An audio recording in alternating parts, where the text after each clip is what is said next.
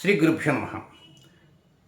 2025వ సంవత్సరంని పురస్కరించుకొని కన్యారాశిలో జన్మించిన జాతకులకి హృదయపూర్వక నూతన సంవత్సర శుభాకాంక్షలు. ఇక కొత్త సంవత్సరం వచ్చిందంటే ఎన్నెన్నో ఆశలను తెస్తుంటుందనేటువంటి భావన ప్రతి ఒక్కరిలో ఉంటుంది. అయితే ఈ భావన ఉండటంలో తప్పు లేదు. కానీ ఎంతమందికి అనుకూలత ఇస్తుంది, ఎంతమంది ప్రతికూలత ఇస్తుంది అనేటువంటి విషయంలో ముందుగా అసలు గ్రహచార స్థితిగతులు ఎలా ఉన్నాయి అనేది తెలుసుకుంటే ఆ తర్వాత ఆలోచనలు చేసుకోవచ్చు. వాస్తవంగా 2025 పూర్తిగా వ్యతిరేక గ్రహస్థితులే అధికంగా ఉన్నాయి అని ఎక్కడ ఆందోళన చెందవద్దు. అన్ని పనులు నిర్విఘ్నంగా కొనసాగుతూ ఉంటాయి. ఇబ్బంది పడాల్సిన అవసరం లేదు. గాబరా పడవద్దు. సోషల్ మీడియా కొన్ని వార్తలు విని భయపడే వారి సంఖ్య ఎక్కువగా ఉంటుంది.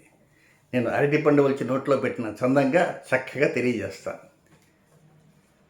సహజంగా రాశి ఫలితాల్లో ఒక్కొక్క రాశికి పాయింట్లు చెబుతూ ఆ పాయింట్ కూడా ఫలానా తేదీ ఇన్ని గంటల నుంచి ఇన్ని నిమిషాల నుంచి ప్రారంభమై ఇన్ని నిమిషాల వరకు అని చెప్తారు కదా. ఆ విధంగా చెప్పే సిద్ధాన్ని నేను ఒక్కడనే గర్వంగానే చెప్పుకుంటున్నాను. అలాగే ఈ రాశి ఫలితాలు కూడా 12 పాయింట్లు చెప్తా, 1 2 కాదు, 12 పాయింట్స్. ఈ పాయింట్లలో డేట్స్, ఈ డేట్ నుంచి ఈ డేట్ దాకా అని చెప్తుంటాను. ఆ డేట్లలో కూడా ఒక్కోసారి ఒక్కొక్క డేట్ నుంచి ఒక డేట్ దాకా మధ్యలో చెప్పి అదే సమయంలో మరొక డేట్ కూడా చెప్తాను. ఫలితాలు వేరువేరుగా ఉంటాయి కనుక సావధాన చిత్తంతో వినడానికి ప్రయత్నం చేయండి. ఇక జనవరి 3వ తేదీన నైరుతి దిగ్భాగంలో అంటే పడమర దిశ శుక్రుడు చంద్రుడు కనబడబోతున్నారు అని చెప్పాను కదా గత వీడియోలో. కనుక తప్పకుండా శుక్రచంద్రుని వీక్షించండి. ఆ తర్వాత ఫిబ్రవరి 1వ తేదీ కూడా కనబడతారు, ఆ రోజు వీక్షించండి. 9 గ్రహాలను కూడా వీక్షించే అవకాశం జనవరి 25వ తేదీ వస్తుంది. ఆ వివరాలకు సంబంధించిన సంపూర్ణ వీడియో కూడా మీకు వస్తుంది. ఏరియల్ వ్యూ ఆఫ్ 2025 వస్తుంది, అది కూడా చూడటానికి ప్రయత్నం చేయండి. ఇక సమయం వృధా చేయకుండా పాయింట్ నెంబర్ 1లోకి వెళ్ళడానికి ప్రయత్నం చేద్దాం. పాయింట్ నెంబర్ 1, జనవరి 1వ తేదీ నుంచి ఫిబ్రవరి 4వ తేదీ వరకు మరియు నవంబర్ 11వ తేదీ నుంచి డిసెంబర్ 31వ తేదీ వరకు వన్స్ అగైన్ రిపీట్ చేస్తాను.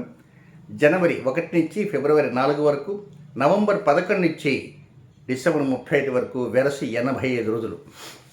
ఈ 85 రోజుల్లో ఉన్నటువంటి గ్రహచార స్థితిగతులను కనుక పరిశీలించేటైతే ముఖ్యంగా వ్యాపార భాగస్వాములు, జీవిత భాగస్వాములు కొన్ని జాగ్రత్తలు తీసుకోవాలి. ఏమిటి వ్యాపార భాగస్వాములు? ఈ 85 రోజుల్లో సపోజ్ ఏ అండ్ బి ఇద్దరు భాగస్వాములు అనుకోండి. ఏని బి ఒక్కోసారి నమ్మడు, విశ్వసించడు. బిని ఒక్కోసారి ఏ నమ్మడు. భాగస్వాములు ఒకరి మీద ఒకరికి నమ్మకాలంటూ ఉన్నప్పుడే సాధ్యమవుతుంది. అలా కాకుండా మనసులో ఏదో పెట్టుకొని పై ఇంకో రకంగా మాట్లాడుతూ అనేటువంటి రీతిలో ఉంటే ఆ భాగస్వామ్యం అతకదు. అది వ్యాపార భాగస్వామ్యం. అలాగే జీవిత భాగస్వామ్యం కూడా. జీవిత భాగస్వామ్యం అంటే దాంపత్య జీవితం. భార్యాభర్తల మధ్య అనురాగ మైత్రి ఉండాలి. ఒకరి మీద ఒకరు అనుమానాలు పెట్టుకుని ఉంటే కాలం కలిసి రాదు. అనేక సమస్యల సున్నిగుండం ఎదురవుతుంది. అలాగే ప్రేమికులుగా ఉండేవారు కూడా ఒకరంటే ఒకరికి మనసు ఇచ్చి చేసుకుందాం అనుకుంటే ఆలోచనప్పుడు ఒకరి మీద ఒకరు చాడీలు చెప్పుకుంటూ ఒకరిని ఒకరు లేనటువంటి రీతిలో ఉండే పరిస్థితులు కూడా ఈ 85 రోజుల్లో వచ్చే అవకాశాలు ఉన్నాయి కనుక టేక్ కేర్.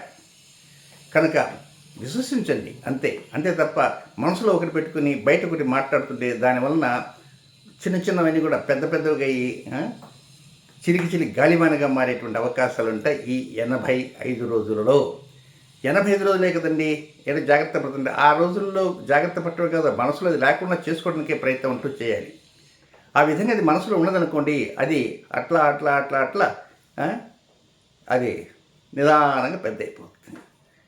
కనుక ఆ మనసులో కంప్లీట్ లేకుండా చేసుకోవడానికి ప్రయత్నం చేయండి. దీంతోపాటు కెరీర్, విద్య, ఉద్యోగం, ఆరోగ్యం, వాహనం, గృహం, తల్లి స్థానం, అద్దె ఇల్లు, సొంత ఇల్లు ఇలాంటి విషయాలు కూడా 85 రోజుల్లో ఎక్కువ జాగ్రత్తలు తీసుకోవాలి. తొందరపడి ఒక ఉద్యోగం మీద కొంచెం విరక్తి భావంతో ఈ ఉద్యోగం వదిలేద్దాం, జనవరి ఆఖరి వదిలేద్దాం, రాజీనామా ఇవ్వటము ఇలాంటివి చేయకండి. ప్రైవేట్ ఉద్యోగాలు చాలామంది దీనికంటే అక్కడ ప్యాకేజ్ ఎక్కువగా ఉందని చెప్పి అటు వెళ్తుంటారు. కనుక ఈ 85 రోజుల్లో అలాంటి అటువైపు వెళ్ళకూడదు. అలాగే రిజిస్ట్రేషన్ ఏమైనా చేయించుకోవాలనుకుంటే కొన్ని జాగ్రత్తగా ఆలోచన చేయాలి. అది దానికేమన్నా సెకండ్ రిజిస్ట్రేషన్ ఉందా, లేకపోతే కబ్జా చేసి కట్టారా, లేకపోతే దానికి ఏమైనా కోర్టులో ఏమైనా ఉన్నాయా, ఇలాంటివి మనకు తెలియకపోవచ్చు. కనుక వాటి తెలుసుకొని ఆ తర్వాతే అడ్వాన్స్ ఇవ్వడానికి ప్రయత్నం చేయండి. అదే అద్దె ఇల్లు కావచ్చు, అదే వెహికల్ కూడా కావచ్చు. దాంట్లో ఏదైనా రిపేర్లు ఉంటే తెలియకుండానే మనం తోలే వెహికల్ కదా, దాని సంగతి మనకు తెలుసు అని చెప్పి ఆగమేఘాలు పోతే సమస్యలు తెచ్చేస్తుంది. ఆ తర్వాత బాధపడి ఏం లేదు. అలాగే తల్లి ఏదన్నా మాట అన్నా కూడా కొంచెం తల్లిగారు అన్నారు కదా అనే ఉద్దేశం కూడా, నన్ను ఎందుకు అన్నావు, నా వయసు ఎంత, ఇంత వయసులో 10 మంది నన్ను అన్నావే అని ఇట్లా అనేవారు ఉంటారు. కనుక కొంత ఇలాంటి సమస్యల వల్ల మనసంతా కూడా కొంచెం కంగు తింటుంది. కనుక జాగ్రత్తగా ఆలోచన చేసి ఎక్కడ చిన్నపాటి సమస్య ఉంటే ఆ సమస్యని జాగ్రత్తగా పెద్దది కాకుండా చూసుకోవడానికి ప్రయత్నం ఉంటూ చేయాలి. దంపతులు కావచ్చు, వ్యాపార భాగస్వామి కావచ్చు, ప్రేమికులు కావచ్చు. అలాగే వివాహం కావటానికి సిద్ధంగా ఉన్నటువంటి రేపు ఫిబ్రవరిలో మాఘమాసం ఉంది. మాఘమాసంలో మనం నిశ్చయితాంబూలాలు తీసుకుని అనుకునేవారు ఉంటారు. ఈ నిశ్చయితాంబూలాలు తీసుకోవడానికి ముందే మాటామంచి జరిగి ఉంటుంది. కానీ ఆ మాటామంచులు కూడా ఎక్కడున్నా కానీ లోపాలు ఉన్నాయా, ఏమో వైనాట్ ఉండొచ్చు. కానీ కొన్ని జాగ్రత్తలు ఉంటూ తీసుకోవాలి. ఇది డేట్ చెప్పా కదా, జనవరి 1 నుంచి ఫిబ్రవరి 4, నవంబర్ 11 నుంచి డిసెంబర్ 31. రెండవది అది కూడా జనవరి 1 నుంచి స్టార్ట్ అవుతుంది, ఫిబ్రవరి 24వ తేదీ వరకు ఉంటుంది. 55 రోజుల పాటు ఆ గ్రహచారం జరుగుతుంది. తోబుట్టువుల మధ్య సన్నిహితం ఉంటుంది. రకరకాలుగా మాట్లాడుకుంటారు, హాస్యంగా మాట్లాడుకుంటారు, రహస్యాలు మాట్లాడుకుంటారు, ఎన్నెన్నో ఉంటాయి. కానీ ఈ మాట్లాడుకునేటువంటివన్నీ కూడా చక్కగా వెళ్ళాలి. ఒక సుహృద్భావ వాతావరణంలో, పీస్ఫుల్ అట్మాస్ఫియర్లో ఉండాలి తప్ప కొట్టుకునేటువంటి తారాస్థాయిలో ఉండకూడదు, కొట్లాట్లకు తావివ్వకూడదు. ఎందుచేతనంటే ఈ జనవరి 1 నుంచి ఫిబ్రవరి 24వ తేదీ దాకా ఉన్నటువంటి 55 రోజుల్లో ఎక్కడో కొంచెం మెలికలు పడేటువంటి అవకాశం ఉంది.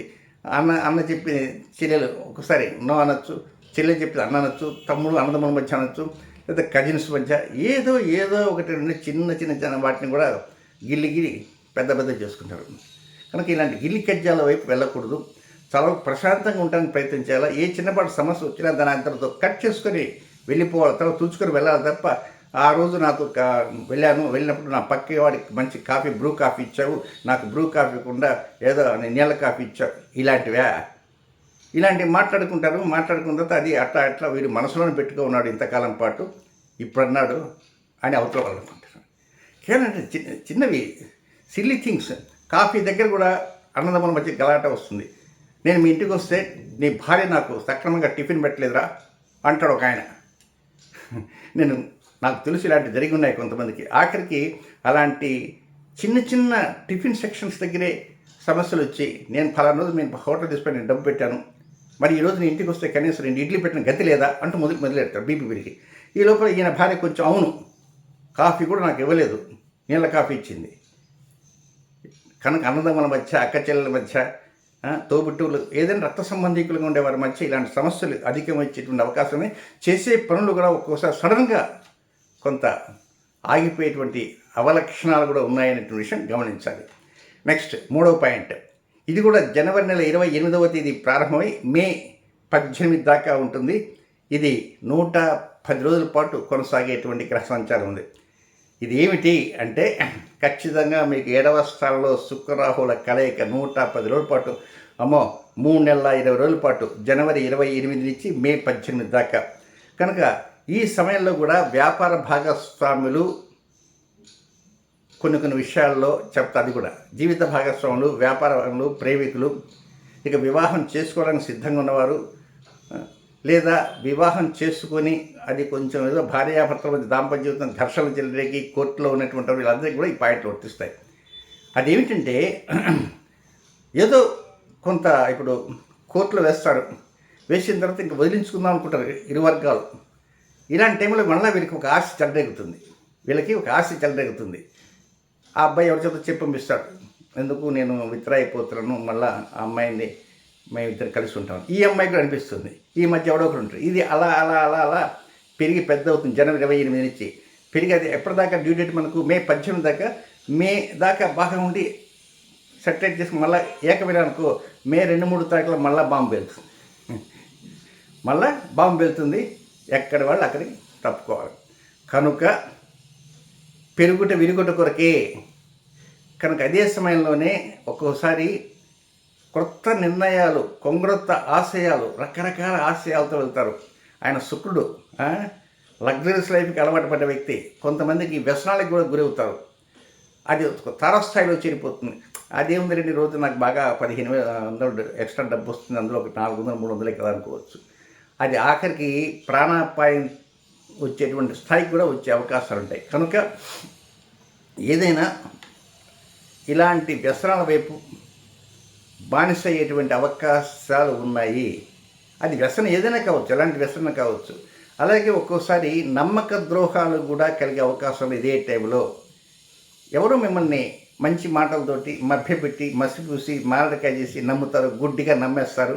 జనం 20 నుంచి వాడు అడిగినప్పుడల్లా డబ్బులు తీసుకుని ఇస్తుంటారు. ఆ తర్వాత అది చేద్దాం ఇది చేద్దాం అంటారు. అప్పుడు అక్కడికి వెళ్దాం ఇక్కడికి వెళ్దాం అంటారు. ఏదైనా ఒకసారి దొంగ నోట్ల వ్యాపారం మీద కూడా చెప్పచ్చు. నేను ఉదాహరణ చెప్తున్నా. ఏదో ఒకటి నమ్మించి ఆఖరికి నిలువన ముంచేసి తప్పుకుంటారు. ఇది జనవరి 28 నుంచి మే 18 దాకా. ఈ రోజుల్లో మాయ మాటలు చెప్పేటువంటి వారిని దూరంగా ఉంచడానికే ప్రయత్నం చేయండి.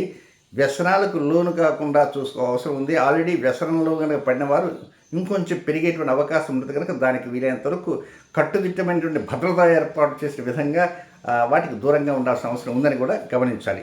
నెక్స్ట్ పాయింట్, 4వ పాయింట్. ఇది మార్చి 2వ తేదీ దగ్గర నుంచి ఏప్రిల్ 13వ తేదీ వరకు, మార్చి 2 నుంచి ఏప్రిల్ 13వ తేదీకు దీని విడితి 43 రోజుల పాటు ఉంటుందన్నమాట. మరి దీని యొక్క ప్రభావం ఏమిటి అని అంటే, ఇది ఒక విధంగా చెప్పాలంటే డబ్బు విషయంలో కొంచెం ఇబ్బంది వచ్చినట్టు ఉంటుంది, కటకటగా ఉంటుంది. రుణం చేద్దామా దొరకదు. కానీ ఒకటి మాత్రం అనుకోగానే వచ్చేస్తుంటుంది, కోపం, ఆవేశం. ఎక్కడున్నా సరే ముక్కు మీద రెడీగా వచ్చేస్తుంటుంది.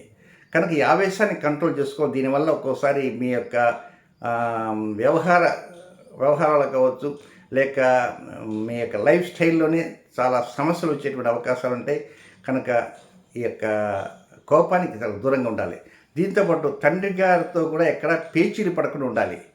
ఎప్పటి చెప్పదాకా మార్చి 2 నుంచి ఏప్రిల్ 13 దాకా 43 రోజులు తండ్రి లేక పెదనాన్న లేక చిన్నాన్న అలాంటి వారితో సన్నిహితంగానే ఉన్నప్పటికీ కూడా వారు ఏదైనా అడిగినా కూడా మీరు కొంచెం ముభావంగా చెప్పడం కానీ, తర్వాత ఏంట కానీ సరైన రైట్ ఆన్సర్ చెప్పకపోవటం కానీ, లేక వారు చెప్పిన వ్యతిరేకంగా రిప్లై ఇవ్వటం కానీ ఇలా చేసిన కారణంగా తండ్రి బిడ్డల మధ్య ఒక అఘాతం అనేది చోటు చేసుకునే అవకాశాలు ఉన్నవి.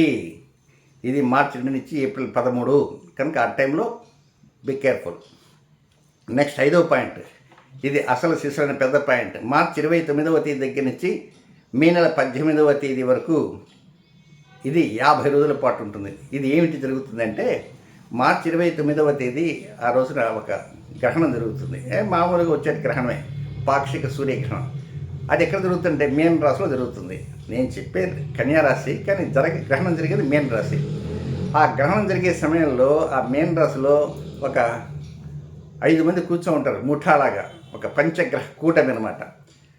ఆ రోజున కుంభరాశిలో శని ఉండి ఆ రోజు రాత్రి 9:44 ఆయన కుంభరాశి నుంచి మీన రాశికి ప్రవేశం కాబోతున్న టైంలో వాళ్ళంతా కూడా ఇంకెందుకు స్వాగతం సుస్వాగతం అంటూ 5 గ్రహాలు ఈయనకి వెల్కమ్ చెబుతాయి. ఎవరికి? కర్మప్రభు అయినటువంటి శనిగ్రహానికి వచ్చేస్తారు. లోపల రాక అప్పుడు ఎన్ని గ్రహాలు అయినాయి? మొత్తం 5 + 1 6 గ్రహాలు, షడ్గ్రహ కూటమి. అది మార్చి 29 నుంచి ఆ కూటమి, ఆ షడ్గ్రహ కూటమి అలా జరుగుతున్నటువంటి టైంలో శనికి ఎదురుగా వస్తుంటాడు రాహు. మిగతా మొత్తం 6 గ్రహాలు, శనిపోనికి 5 ఉంటాయి. ఈ 5లో ఒకటి కాక మిగతా 4 మాత్రం ముందుకు వెళ్ళిపోతుంటాయి, నడిచిపోతుంటాయి. ఒకటి మాత్రం శనికి ఎదురుగా వస్తుంటాడు, ఫేస్ టు ఫేస్, ముఖాముఖి అంటాం కదా, అట్లా వస్తుంటాడు. దాన్నే శ్రాపిత దోషం అంటారు. అది మే 18వ తేదీ దాకా 50 రోజులు ఉంటుంది. సహజంగా దీని ప్రభావం వాతావరణ పరిస్థితుల మీద, లేక అలాగే రాజకీయాలపైన, దేశమాన పరిస్థితులపైన, దేశకాల పరిస్థితులపైన వాటి మీద ఉంటుంది. కానీ కొద్ది గొప్ప చిన్నపాటి లోపాలు అనేవి ఉంటాయి కనుక దప్పగకుండా జాగ్రత్తలు తీసుకోవాలి. వ్యాపార భాగస్వామి జాగ్రత్తగా ఉండాలి, ప్రేమికులు జాగ్రత్తగా ఉండాలి. సరే, ఈ జాగ్రత్తలో ఉన్న ఈ శని రాహుల కలయిక ఎవరి జాతకంలో ఉంటే ఆ సిద్ధాంతం యాక్చువల్గా జాతకాలు చూడరు, పక్కన పెట్టేస్తారు. ఏంటంటే ఆ దోషం ఏమైనా వీరు తగులుతుందేమని. బట్ నేను మాత్రం కొన్ని వేల జాతకాలు స్టడీ చేశాను. ఆ ఇబ్బంది అంటే ఏమీ లేదు. అయితే ఈ యొక్క ఈ 50 రోజుల కాలంలో ఈ 50 రోజుల కాలంలో ఈ శని రాహు కంజంక్షన్ అనేది జరుగుతుంది కనుక కొంచెం ప్రతి విషయంలో కూడా జాగ్రత్తలు తీసుకోవాలి. ప్రతి విషయం, ఈచ్ అండ్ ఎవ్రీ ఆస్పెక్ట్ జాగ్రత్తలు తీసుకుంటూ ఉండాలి. సంతాన విషయంలో జాగ్రత్త ఉండాలి, ఉద్యోగంలో జాగ్రత్త ఉండాలి, వ్యవహారం జాగ్రత్త ఉండాలి, డబ్బులో జాగ్రత్త ఉండాలి, భాగస్వామ్యం ఉండాలి, తర్వాత విద్యాస్థానంలో ఉండాలి, ఆరోగ్య స్థానంలో ఉండాలి. అన్నింట్లో each and every aspect, in all angles, in all ఆస్పెక్ట్స్లో జాగ్రత్తలు తీసుకుంటూ ఉండాల్సిన అవసరం ఉంది. నెక్స్ట్ 6వ పాయింట్ వచ్చేసేసి ఇది మొత్తం 3 విడతలుగా ఉంది. 6వ పాయింట్, ఆ విడతలు ఏమిటంటే మార్చి 15వ తేదీ నుంచి ఏప్రిల్ 24వ తేదీ వరకు 1, జూలై నెల 18 నుంచి ఆగస్టు 25 వరకు 2, మూడోది నవంబర్ 10 నుంచి నవంబర్ 29 వరకు 3. మొత్తం ఈ 3 సార్లు చెప్పా కదా. ఈ మూడింటి టైం లెక్కేస్తే 69 రోజులు వస్తుంది.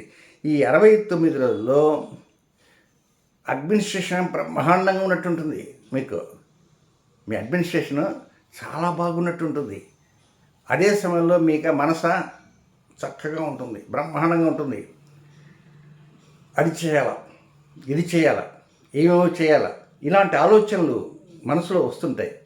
డెవలప్మెంట్కి ఇవన్నీ పనికి వస్తాయి అనుకుంటారు. కానీ ఈ ఆలోచనలు, ఈ పెరుగుదల వెనక ఒక దుష్ట శక్తిలాగా మీ యొక్క బుద్ధి కొద్దిగా వక్రీకరించే అవకాశం ఉంది.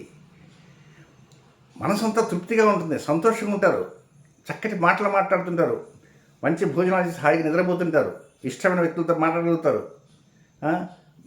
మీ యొక్క గొప్పతనం అంతా కూడా మీరు వ్యాపారంలో, ఉద్యోగంలో, వ్యవహారంలో, రాజ్యస్థానంలో అంటే అడ్మినిస్ట్రేషన్, మేనేజ్మెంట్లో చూపిస్తారు. బ్రహ్మాండంగా ఉంటుంది. బట్ ఈ బుద్ధి ఆ 3 సార్లు కొద్దిగా గాడి తప్పే అవకాశాలు ఉన్నాయి. ఎప్పుడు మళ్ళీ డేట్ చెప్తాను. మార్చి 15 to April 24, July 18 to August 25, next November 10 to November 29. ఇవి గాడి తప్పేటువంటి అవకాశాలు ఉన్నాయి. కనుక బుద్ధి బలం, దాన్ని మన తెలుగులో బుద్ధి గడ్డి తింది అంటారు.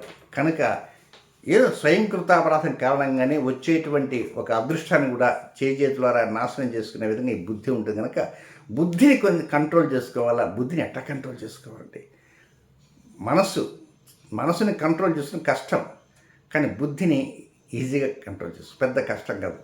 బుద్ధిబలంగా బుద్ధిమంతుల్లా కూర్చొని ఆలోచన చేస్తూ ఎక్కడెక్కడ ఎలా నడవాలా ఏమిటనేది ప్రాక్టికల్గా చేయగలిగితే ఈ 69 రోజులు కూడా సక్సెస్ రేట్ బాగా పెరుగుతుంది. నెక్స్ట్ 7వ పాయింట్ వచ్చేసేసి, ఈ 7వ పాయింట్ ఎప్పుడంటే జూన్ నెల 7వ తేదీ నుంచి జూలై 28 వరకు, జూన్ 7 టు జూలై 28 వరకు. దీని యొక్క విడితి ఎంతంటే 51 రోజుల పాటు విడితి. ఈ 51 రోజులు ఏమిటంటే కుజకేతు సంఘర్షణ. కుజుడికి కేతువుకి పడదు, కేతువుకి కుజుడికి పడదు. ఈ కుజకేతు సంఘర్షణ మీకు 12వ స్థానంలో జరుగుతుంది. ఈ 12వ స్థానంలో జరుగుతున్న కారణంగా ఒక్కోసారి ఏమనిపిస్తుందంటే మీకు దాని ప్రభావం ఎలా ఉంటుందంటే, మీ అనవసరంగా ఏదన్నా ఒక ఆలోచన ఎలా వస్తుందంటే అప్పు చేసి పప్పు కూడు అంటారు. అలాగే మనం ఏదైనా అప్పు చేసి దాంతో ఏదో ఎస్టాబ్లిష్మెంట్ చేద్దామనేటువంటి ఆలోచన వస్తాయి. లేదా గతంలో ఏదో అప్పు తీసుకొని ఉన్నారనుకోండి, ఆ అప్పు తీర్చేద్దాం, మళ్ళీ అతని దగ్గర మళ్ళీ టెండర్ పెడదాం అని ఇలాంటి ఆలోచనలు. లేదా ఇంకేదైనా రకరకాలైనటువంటి కొంత అది పైకి నేను చెప్పాను, అనేబుల్ టు ఇన్ఫార్మ్, ఏదైనా కొంత వ్యతిరేక ఆలోచనలు మనసులోకి వచ్చేటువంటి అవకాశాలు కూడా ఉంటాయి. దీంతోపాటు తోబుట్టువులు సహకారం తీసుకుంటే బాగుంటుంది అని కూడా అనుకుంటారు. కానీ ఆ తోబుట్టువుల సహకారం తీసుకోవద్దు, దుష్ట ఆలోచన మనసులోకి రానివ్వద్దు. వీలైనంతవరకు శత్రువులతో ఏదో రకంగా పోరాడి డబ్బు ఖర్చుగా పోరాడాలి అనేటువంటి ఆలోచన మనసులోకి రానివ్వవద్దు. దాంతోపాటు ఏదైనా మీకు చిన్నపాటి లోపం, అనారోగ్య లోపం ఉంటే టెస్ట్ చేయించుకున్నారనుకోండి, డాక్టర్ దగ్గర తీసుకుని డాక్టర్ గారు చెప్పేటువంటి సలహా సంప్రదింపులతో ఆ మందులు మింగటం అనేది ప్రధానము. అంతే తప్ప మీరు ఏదైనా సరే సాధించగలము. 51 రోజుల్లో మన కుజకేతుల సంఘర్షణ ఉంది అని వాస్తవంగా చెప్పాలంటే దానికి నేను తెలుగులో చెప్తాను. కుజకేతు సంఘర్షణ పిశాచి యోగము అంటారు. ఏమిటి? పిశాచి యోగము. పిశాచి యోగం అని భూతాలు, ప్రేతాలు, పిశాచాలు కాదు. పిశాచి యోగం అంటే ఇదొక అదృశ్య అవయోగము. దృశ్యము అంటే కంటికి కనబడేది, అదృశ్యము అంటే కంటికి కనబడినటువంటిది, అవయోగం అంటే పనికిమాలిన యోగం, వేస్ట్. కనుక ఈ అదృశ్య అవయోగం కుజకేతు సంఘర్షణ ఉంది. కనుక ఉన్న ఫలంగా మీ ఆలోచనలు రకరకాల అప్పు చేద్దాం, అది చేద్దాం, ఇది చేద్దాం, తోబుట్టులో సహకారం తీసుకుందాం, అది ఇది అని ఇందాక చెప్పా కదా. ఇవన్నీ చేసి చిట్ట చివరికి ఎవరికి రూపాయి ఇవ్వలేక వాళ్ళ దృష్టిలో మానాల్సి వస్తుంది. దాన్ని పరోక్షంగా దివాలా తీసేటువంటి స్థితికి ఏర్పడుతుంది. కనుక జూన్ 7 నుంచి జూలై 28 వరకు ఇలాంటి ఆలోచనలకి వెళ్ళవద్దు. నెక్స్ట్ 8వ పాయింట్, జూలై నెల 13వ తేదీ నుంచి నవంబర్ 28వ తేదీ వరకు, ఇది అసలైన పాయింట్. జూలై 13 నుంచి నవంబర్ 28 వరకు 138 రోజుల పాటు, అబ్బో వెరీ లెంగ్తీ పీరియడ్, ఆ కర్మప్రభు అయినటువంటి శని ఆయన వక్రంలోకి వచ్చేసాడు. ప్రతి సంవత్సరం వక్రం ఉంటుంది, ఒక్కోసారి 130, ఒక్కోసారి 135 అట్లా ఉండొచ్చు. ఈసారి 138 రోజులు వక్రం ఉన్న కారణంగా ఆయన కర్మప్రభు ఏం చేస్తాడు అంటే, మనం చేసిన చిట్టా అంతా ఆయన దగ్గర ఉంటుంది.